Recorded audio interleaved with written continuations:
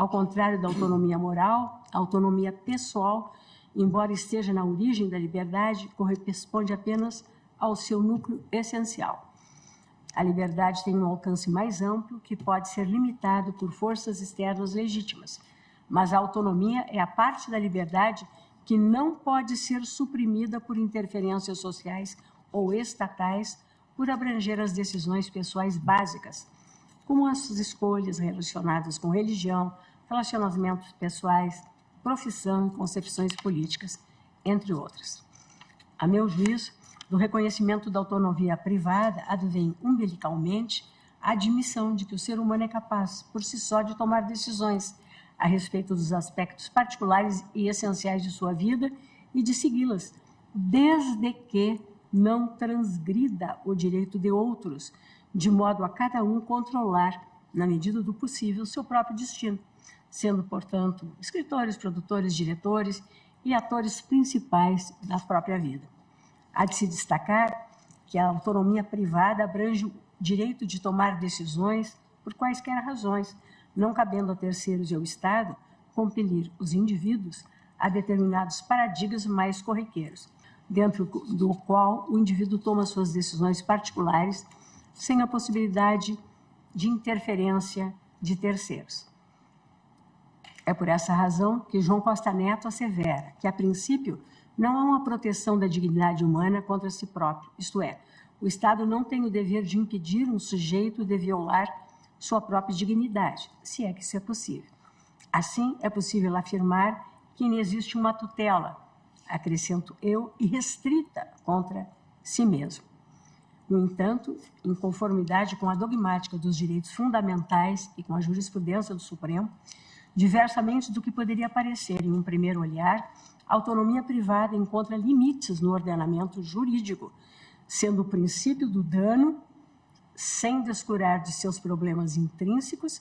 uma diretriz valiosa a ser utilizada como parâmetro. A delimitação do dano, nesse contexto,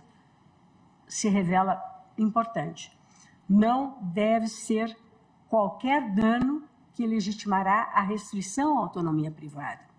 Assim, a ideia de dano deve se vincular impreterivelmente à noção de desrespeito a direitos. Ocorre, no entanto, que a mera ocorrência de um dano nem sempre justificará a limitação à liberdade, sendo indispensável, em ocorrendo aparente colisão de direitos fundamentais, recorrer ao princípio da proporcionalidade para aferir a legitimidade da intervenção. E, desse modo, na linha dos votos do ministro Gilmar Mendes, Edson Fachin, Luiz Roberto Barroso e agora Alexandre de Moraes, entendo que, conquanto válida a política pública de prevenção ao uso indevido de drogas,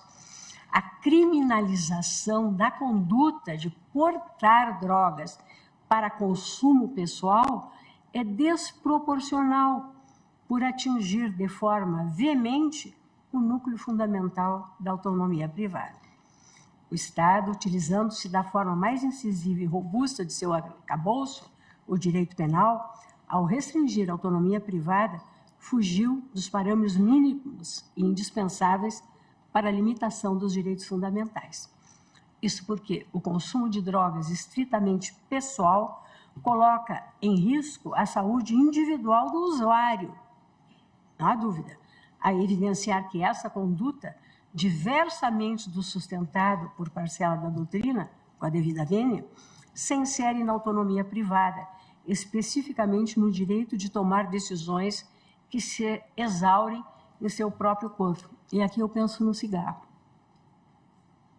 Disso não resulta que, por se exaurir no âmbito privado, o consumo de drogas não seja um problema público. Na realidade, legitimamente,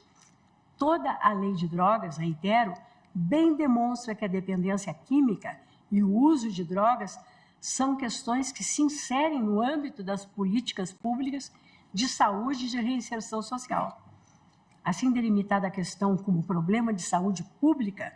com a devida vênia dos entendimentos em sentido contrário, tenho por desproporcional a utilização do aparato penal do Estado para a prevenção do consumo dos entorpecentes. Antes, deveria o Estado utilizar de seu arcabouço sancionatório administrativo, além de adimplir com os deveres impostos pela